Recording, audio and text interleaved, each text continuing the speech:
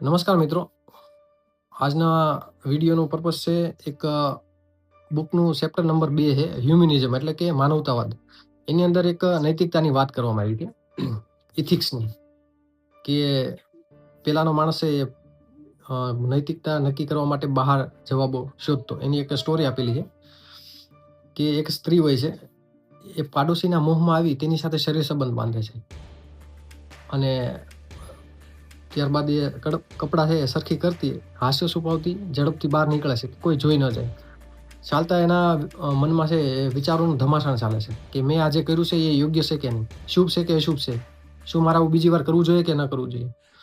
એવા અપરાધ ભાવ અને મનની અંદર ગૂંચવણ છે એ થાય છે. તો એના જવાબ મેળવવા માટે એ ચર્ચમાં જાય છે અને પાદરીને વાત કરે છે કે આવી રીતે મેં ભૂલ કરી છે અને મને આના જવાબ જોઈએ છે, જે મેં કર્યું છે એ બરાબર છે કે નહીં, મારે બીજી વાર કરવું જોઈએ કે નહીં, શુભ છે કે અશુભ છે. તો પાદરી છે એ ધર્મગ્રંથ ખોલી અને કહે છે કે ઈશ્વર આના પ્રત્યે શું માને છે. ત્યારે એ ખોખારીને કહે છે કે તમે જે કર્યું છે એ પાપ છે અને એને પ્રાયશ્ચિત કરવા માટે તમારે આગામી ધર્મયુદ્ધ માટે સહાની એટલે એ સમયનું ચલણ હશે, એ દાન કરવું પડશે.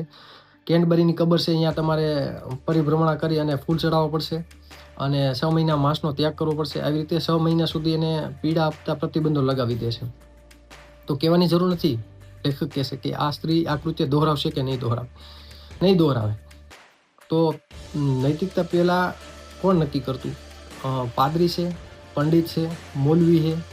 તો જે ધર્મ છે એની અંદર જે કંઈ ધર્મગુરુઓ છે એ નક્કી કરતા. પરંતુ આજનો માનવી છે એનું ઇથિક્સ શું છે, નૈતિકતા શું છે, એની વાત કરી છે કે નૈતિકતાનો ડેફિનેશન છે સમય પ્રમાણે બદલાઈ ગઈ છે. આજનું યુવાન છે એ ઇન્ફોર્મેશન યુગમાં રહે છે અને અલગ પ્રકારનું વાંચન કરી કે વિડીયો જોઈ અને પોતાનું ઇથિક્સ નક્કી કરે છે લાગણીઓ અને ઈચ્છાઓ દ્વારા, અને પોતાના જવાબો છે એ પોતાની અંદર જ શોધે છે. હવે કોઈ એ ધર્મગુરુ પાસે નથી જતો કે નથી કોઈ સિનિયર પાસે કે એવા કોઈ મેન્ટર પાસે નથી જતો અને એના જવાબ નથી મેળવતો. હવે એ પોતે નક્કી કરે છે. તો આવી રીતે પ્રાચીન સમયથી લઈ અને અત્યાર સુધીમાં નૈતિકતાની એક પરિભાષા છે એ બદલાઈ છે. દરેક માણસ છે એ પોતાનું ઇથિક્સ પોતે નક્કી કરે છે. તો એનું એક વર્ણન કર્યું હતું ચેપ્ટર 2 ની અંદર, માનવતાવાદની અંદર, હ્યુમનિઝમની અંદર. આ મસ્ત પુસ્તક છે. આની અંદર ઘણા બધા રસપ્રદ મુદ્દાઓ છે. તમે એકવાર હાથમાં લેશો તો તમને મૂકવાનું મન નહીં થાય એવું સરસ મજાનું પુસ્તક છે. હું ખાસ રેકમેન્ડ કરીશ. હોમો ડેસ પુસ્તકનું નામ છે, હોમો ડેસ. વાંચવાની મજા આવશે. અને વિડીયો પસંદ આવ્યો તો લાઈક કરો, સબસ્ક્રાઈબ કરો અને કોમેન્ટ કરો.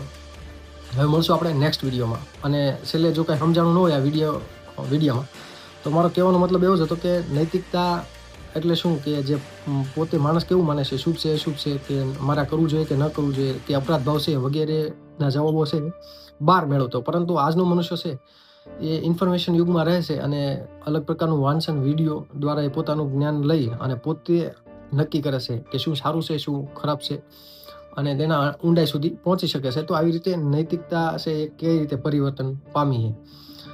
તો વિડીયોનો પર્પઝ એટલું જ હતું. હવે મળશું આપણે નેક્સ્ટ વિડીયો.